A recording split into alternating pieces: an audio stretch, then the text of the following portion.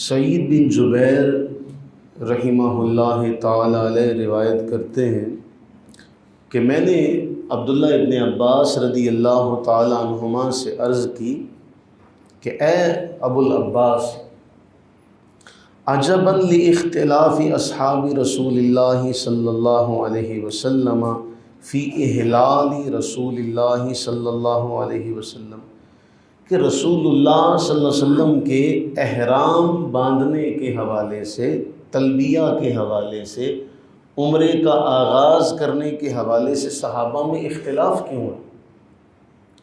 کہ کوئی کہتا ہے کہ رسول اللہ علیہ السلام نے فلاں جگہ سے احرام باندھا تھا، فلاں جگہ سے آپ نے اپنے عمرے کا آغاز کیا تھا، کوئی کہتا ہے فلاں جگہ سے عمرے کا آغاز کیا تھا۔ اس اختلاف کا جو اصل سبب ہے وہ کیا ہے؟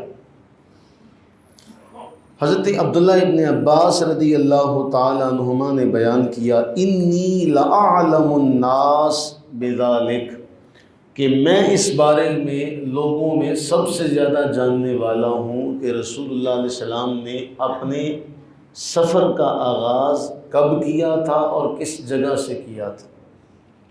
کہتے ہیں اس لیے کہ رسول اللہ علیہ السلام نے حج کیا تھا رسول اللہ علیہ السلام نے حج کیا تھا اب ایک سفر ہے اور اس کا مشاہدہ کرنے والے بہت سارے لوگ ہیں، اور ہر ایک نے اپنے اپنے مشاہدے کے نتیجے میں جو بات تھی وہ آگے بیان کر دی، اس لیے سب کی آراء ایک نہیں رہی بلکہ الگ الگ ہو گئی۔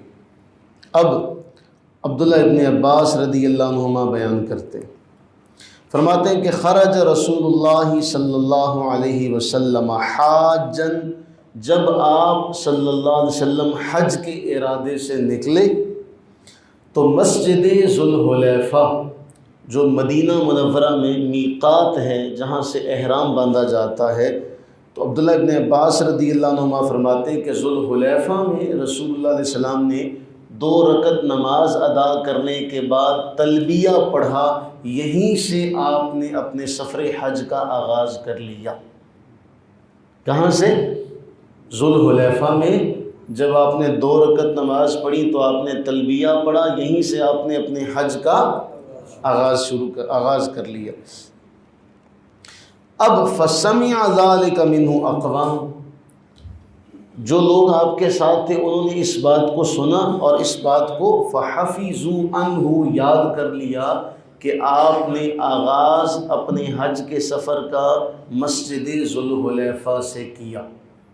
اب ثم رکیبہ، پھر رسول اللہ علیہ السلام سوار ہوئے اونٹنی پر۔ جب اونٹنی کھڑی ہو گئی تو رسول اللہ علیہ السلام نے یہاں تلبیہ دوبارہ پڑھا، اونٹنی پر بیٹھے تو تلبیہ دوبارہ پڑھا۔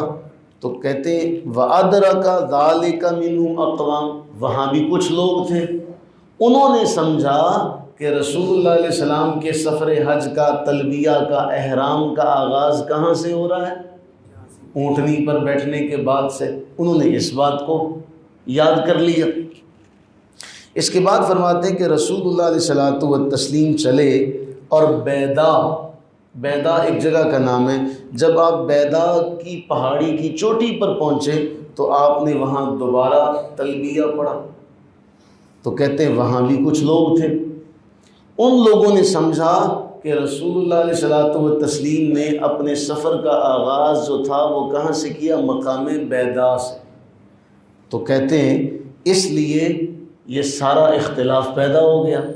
کہتے ہیں اللہ کی قسم ہے، رسول اللہ علیہ السلام نے تو آغاز ذوالحلیفہ کے جائے نماز پر، مصلی پر بیٹھے بیٹھے کر لیا، مجھ سے زیادہ اس بارے میں جاننے والا کوئی نہیں۔ تو کہتے ہیں جو فمن اخذ بقول عبداللہ ابن عباس، کہ جو عبداللہ ابن عباس کا قول لینا چاہتا ہے، میری رائے جاننا چاہتا ہے، تو میری رائے یہی ہے کہ ذوالحلیفہ سے آپ نے آغاز کر لیا۔ اب یہاں بات سمجھنے والی کیا ہے؟ ہر ایک اپنے مشاہدے کو لوگوں کے سامنے ذکر کرتا ہے۔ جو لوگ ذوالحلیفہ میں آپ کے ساتھ تھے انہوں نے اصل مرکز کو دیکھا، اور وہ صحیح روایت کرنے والے لوگوں تک صحیح مشاہدہ پیش کرنے والے کہ رسول اللہ علیہ السلام کے سفر کا آغاز کہاں سے ہوا؟ ذوالحلیفہ سے، اور وہی میقات ہے۔ اس کے بعد جو دوسری روایت ملتی ہے، جب آپ اونٹنی پر سوار ہوئے، اونٹنی لے کر آپ کو کھڑی ہو گئی تو وہاں آپ نے تلبیہ پڑھا، جس سے ابہام لوگوں کو یہ پیدا ہوا کہ جی یہاں سے آپ نے آغاز کیا ہے سفر حج کا۔